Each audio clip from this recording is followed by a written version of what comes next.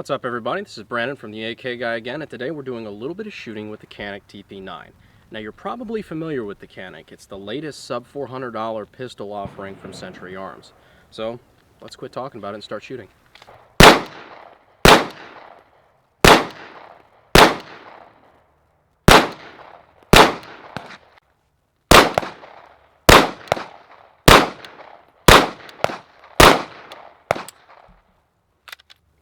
Didn't lock back on me there.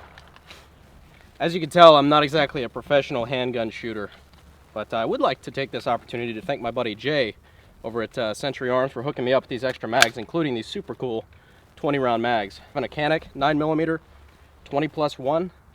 It's pretty killer. So thanks, buddy. You're a boss.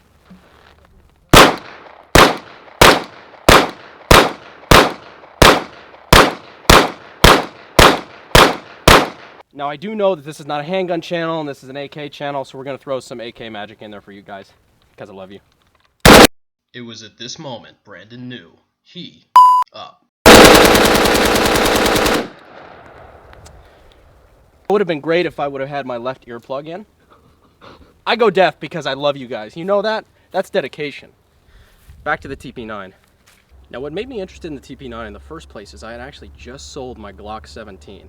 And I kind of regretted it. And I was looking for a polymer frame, full-size 9mm handgun, and that's why I found the TP9 pretty interesting, especially because of the price. I was wondering how good a pistol could be at that, $350 price range. What's interesting is that it's almost a direct clone of the VP9, style-wise, which is kind of interesting, thank you, where these guns look virtually identical. When you take it apart, it's a Glock on the inside, which is kind of cool. So I'm going to take it apart right now and let you guys see. Now the cool part about the breakdown is that if you can break down a Glock, you can break down a Canik, which is super convenient for me. So you just pull the slide back a little bit, drop these two tabs down on the side, push the slide forward, and you've pretty much disassembled it. You've got your recoil spring here, you have your barrel that pops out just like a Glock. This whole breakdown is just like a Glock. In fact, tell me that doesn't remind you of a Glock barrel. Pretty much, if these tabs were in a slightly different place, you could almost use factory Glock barrels in this thing. So you slide the barrel back in, slide the recoil spring back in, fit it back over top of the slide, and you're good to go. You're ready to fire again. So if you decided that you are going to buy a Canik, or you already have one, I do have a couple of suggestions. First of all, and this should seem pretty basic for standard pistol ownership, don't drop it in the mud. I did a little bit of testing as far as just dropping it into some really dirty, mucky water, and it actually stuck right in the clay. And man, that jammed this thing up for a long time. I was really having to strip every part of this down to get it running right again. I'm not really going to fault the Canik too much here because the VP9 really didn't do too much better. So it's mostly just the operating mechanism. Once I got it clean, it ran pretty well. But just try to avoid getting this whole back of the slide dirty and in a bunch of really thick mud. Pretty basic, not really a problem most people have, but it's good to know. The second thing is the holster that it comes with.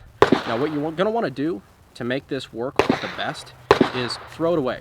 It's like a cheaper Black Hawk Serpa. You pull the holster, pull it out of the holster, the button that you depress puts your finger right into the trigger guard as you pull out the handgun, and that's not good. So instead, Kinetic Concepts Tactical makes this Kydex holster. It's got an adjustable screw here and everything, and this fits pretty well.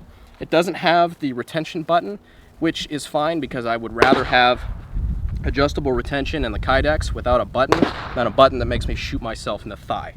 So, quick note about the holster, just throw it away, get a new one. Kinetic Concepts Tactical sells one, and I'll put it in the description.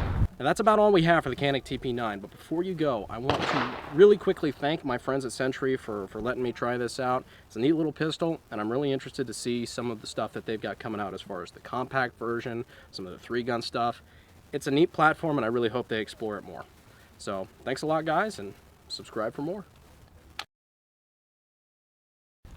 I'm glad I'm not wearing a low-cut top. Some of those were getting kind of close to the neckline when the strikers... I stumbled through that whole fucking... Wow.